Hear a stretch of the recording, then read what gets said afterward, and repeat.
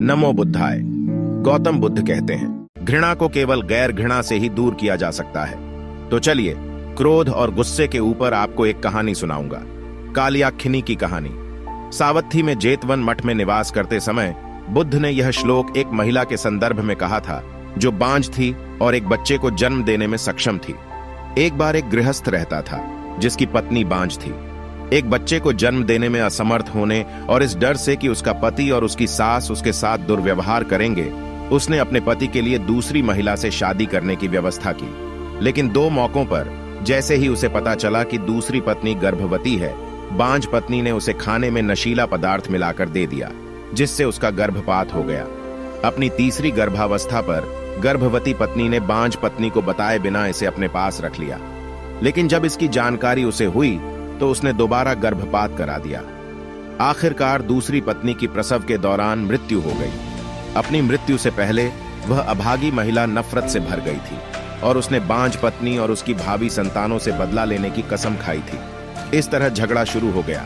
अपने बाद के अस्तित्वों में दोनों का मुर्गी और मादा बिल्ली के रूप में पुनर्जन्म हुआ, एक हिरणी और एक तेंदुआ, और अंत में सावत्थी में एक रईस की बेटी और एक महिला दुष्ट आत्मा के रूप में। एक दिन वह कालयाखिनी रईस की बेटी और उसके बच्चे का पीछा कर रही थी। जब इस महिला ने सुना कि बुद्ध जेतवन मठ में धार्मिक प्रवचन दे रहे हैं, तो वह भागकर उनके पास गई और अपने बेटे को सुरक्षा के लिए उनके चरणों में रख दिया। दुष्ट आत्मा को मठ में प्रवेश करने से रोका गया। बाद में उसे अंदर बुलाया गया और महिला और दुष्ट आत्मा दोनों को बुद्ध ने चेतावनी दी। बुद्ध ने उन्हें प्रतिद्वंद्वी पत्नियों के रूप में उनकी पिछली परेशानियों के बारे में बताया और बताया कि कैसे वे एक दूसरे के प्रति घृणा रखते थे। उन्हें यह दिखाया गया कि नफरत केवल और अधिक नफरत पैदा कर सकती है और यह केवल दोस्ती, समझ और सद्भावना के माध्यम से ही समाप्त हो सकती है। दोनों को अपनी गलती का एहसास हुआ और बुद्ध की सलाह पर उन्होंने एक दूसरे के साथ समझौता कर लिया। तब बुद्ध ने महिला से अनुरोध किया कि वह अपने बेटे को दुष्ट आत्मा को सौंप दे। अपने बेटे की सुरक्षा के डर से वह झिझकी, लेकिन बुद्ध के प्रति अपनी भक्ति और विश्वास के कारण उसने अपने बेटे को सौंप दिया। दुष्ट आत्मा ने बच्चे का गर्मजोशी से स्वागत किया। अपने बेटे की तरह बच्चे को प्यार से चूमने और दुलारने के बाद उसने बच्चे को वापस उसकी मां को सौंप दिया। नतीजा यह हुआ कि अब नफरत नहीं रही। जो लोग घृणा से घृणा पर विजय पाने का प्रयास करते हैं, वे उन योद्धाओं की तरह हैं जो हथियार उठाने वाले दूसरों पर विजय पाने के लिए हथियार उठाते हैं।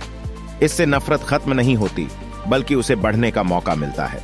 लेकिन प्राचीन ज्ञान ने नफरत पर काबू पाने के लिए एक अलग कालातीत रणनीति की वकालत की है।